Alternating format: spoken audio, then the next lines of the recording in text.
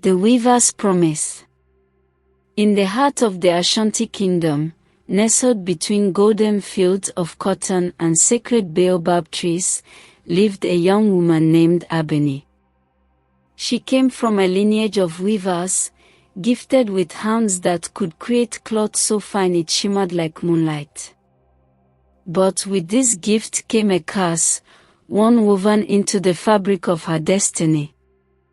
It was said that the man who unraveled her wedding shawl would become her one true love.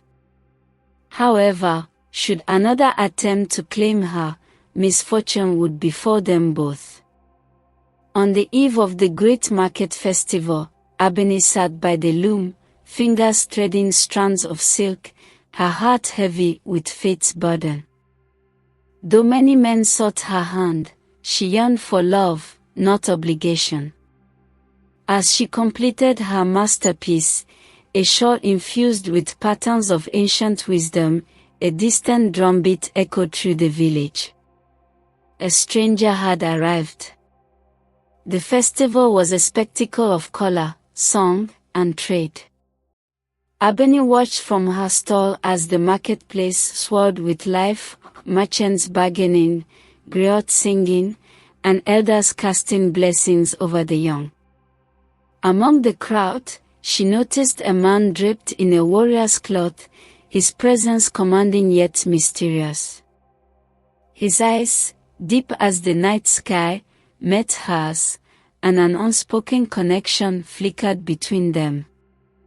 His name was Kwame, a traveler from the northern lands, seeking the famous weavers of Ashanti. Drawn to Abeni's stall, he marveled at her work. "No cloth has ever whispered to me like this," he said, tracing the golden threads of the wedding shawl. Abeni's heart quickened. Was this fate weaving its plan, or was it merely coincidence?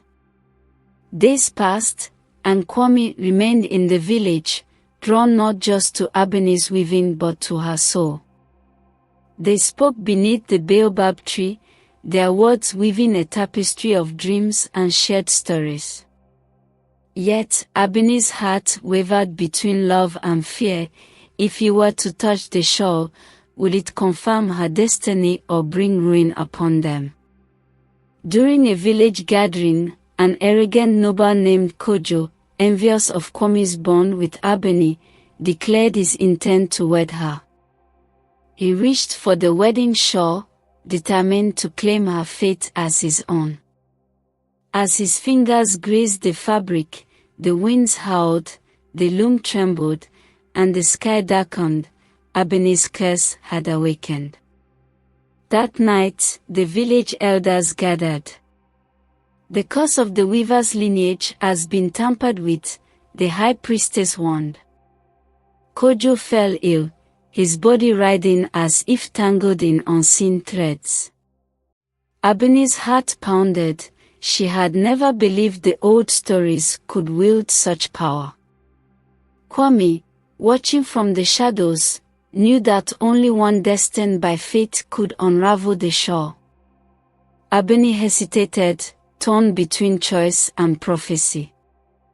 But as she gazed into Kwame's steady eyes, something within her whispered, he was the one. And so, with trembling hands, she offered him the cloth. Kwame took the wedding shawl, his fingers moving with reverence.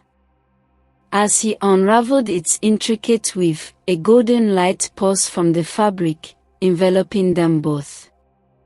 Abeni felt a strange warmth spread through her chest, as if invisible hands were rewriting her fate. The village gasped as the last thread came undone, and Kojo's pain cries ceased. He collapsed into a deep sleep, freed from the curse's grip. "The spirits have spoken," the high priestess announced. Kwame is the one woven into Abeni's destiny. But was love truly a matter of fate, or could Abeni choose her own path? Though bound by fate, Abeni's heart remained uncertain. She had longed for love, but could it truly be decided by a woven thread? Doubt gnawed at her, and in secret, she sought the wisdom of the oldest weaver in the kingdom, her grandmother. "The loom never lies," her grandmother said, spinning cotton between her fingers. "But the heart must weave its own truth. Destiny does not force love, it only reveals the path." Abeni wrestled with these words, questioning whether Kwame loved her for who she was, or merely for the legend she carried. Abeni's hesitation weighed on her spirit, and the once perfect harmony between her and Kwame grew tense. Sensing her turmoil, Kwame made a fateful decision. He approached the village loom at midnight and, with a single strike, shattered its frame. The villagers awoke to chaos. Without the loom, the weaver's lineage could not continue. Gasps of horror filled the air, but Kwame knelt before Abeni. "Now, your fate is your own," he declared. "If you love me, let it be by your choice, not by an old prophecy." Freed from the loom's grasp, Abeni saw Kwame anew, not as the man destiny had chosen, but as the one her heart had come to cherish. She realized that love, like weaving, required patience, care, and willingness to trust the unseen.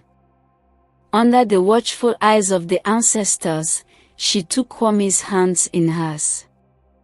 "Then let us weave our own story," she whispered. The village rejoiced, for the curse had not bound them, it had set them free. Abeni crafted one final shawl, not for prophecy, but as a symbol of her love for Kwame. As she wove, she no longer felt the weight of fate but the joy of creation. The golden threads shimmered, not with magic, but with the promise of a love freely chosen.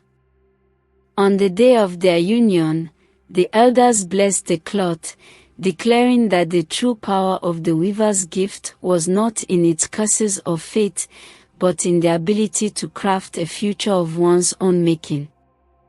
Years later, Abeni and Kwame sat beneath the same baobab tree where their story had begun.